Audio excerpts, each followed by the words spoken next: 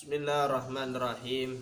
Ila hadratin Nabil Mustafa Muhammadin sallallahu alaihi wasallam wa ala alihi wa ashabihi wa dzurriyyatihi wa li ahli qarabatihi wa summa khususan ila Syekhina Muhammad Husain Abdul Karim, summa khususan ila Syekhina Muhammad Bakri Al-Khalidi, wa summa khususan ila mudiril ma'had mahabbatu Rasulillah sallallahu alaihi wasallam ustazuna muallimuna Ustaz Sya'ban Siregar. Al-Fatihah.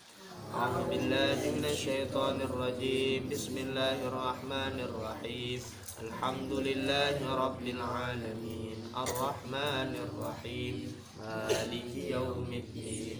Iyyaka na'budu wa iyyaka nasta'in. Ihdinas siratal mustaqim. Siratal ladzina an'amta 'alaihim ghairil maghdubi 'alaihim waladdallin. Alhamdulillah, pada pagi hari ini kita masuk membahas yaitu pembahagian isim, tapi dari segi banyak sedikitnya. Dari segi banyak sedikitnya. Sebelumnya kita sudah membahas tentang pembahagian isim dari segi jenisnya.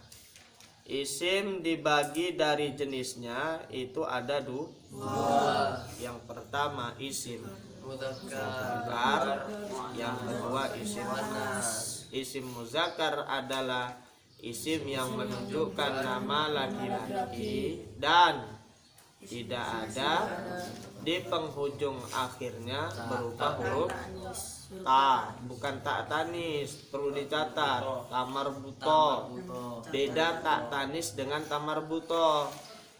Paham tuh ya? Kalau tamar buto itu biasanya digunakan untuk isim, tapi kalau tak tanis itu biasanya digunakan untuk fi'il. Fi'il apa? Fi'il madhi. Kemudian ada namanya isim muannas. Muannas itu adalah isim yang menunjukkan nama perempuan dan di penghujung akhirnya berupa huruf tamar buto, bukan ta, tamar buto. Nah, sekarang kita masuk isim yang dilihat dari segi banyak sedikitnya.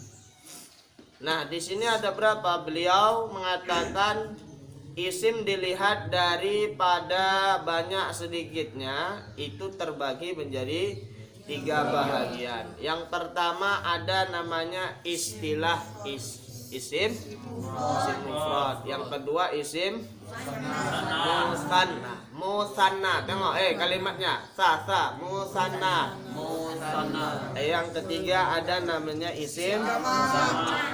Jadi cuma 3 ini. Jadi isim mufrad, isim musanna, isim jamak itu dilihat dari segi banyak sedikitnya. Nah, yang pertama ismul mufrad, isim mufrad. Apa pengertian isim mufrad? Yaitu isim yang menunjukkan satu. Jadi namanya isim mufrad, dia isim yang menunjukkan pengertian satu. Seperti apa? Waladun. Waladun apa artinya? Satu orang anak laki-laki. Bintun. Satu orang anak laki-laki. Katibun. Satu orang. Satu buah kitab. Satu orang laki-laki penulis. Katibun. Katibatun. Satu orang perempuan penulis. Ya kan? Itu namanya ismul mufrad. Al ismul mufradu, isim mufrad. Jadi nggak usah pening-pening. Isim mufrad itu isim yang menunjukkan pengertian satu. Sedangkan isim musanna, nah ini isim musanna ini adalah isim yang menunjukkan pengertian apa? Dua, tapi dengan cara menambahkan alif dan nun atau ya dan nun di akhirnya. Seperti waladun ditambah alif dan nun menjadi Bintani. Bintun menjadi Bintani. katibun menjadi Katibani. katibatun menjadi Katibani. waladun menjadi Waladaini. bintun menjadi Bintani. katibun menjadi Katibani. katibatun menjadi. Katibani. Nah, gampang kan? Tinggal nambahkan alif dan nun atau ya. Ya dan nun. Ketika isim jama, nah inilah lebih gampang lagi. Maka kalau bisa ngumpul duit lah, beli apa? Papan tulis. Karena kalau ilmu nahu ini dia harus misalkan dicontohkan. Paham itu ya? Berbeda dengan kalau kita belajar fikih. Kalau belajar nahu harus ada papan tulisnya. Kalau enggak nanti tak paham. Yang ketiga isim jama. Apa isim jama? Isim yang Kemudian Tiga atau lebih. jama atau banyak. Paham itu ya? Nah, nanti isim jama terbagi lagi. Jadi isim jama ini nanti kita bahas pada pertemuan yang akan datang. Sekarang coba kita memahami dulu isim mufrad dan isim musanna.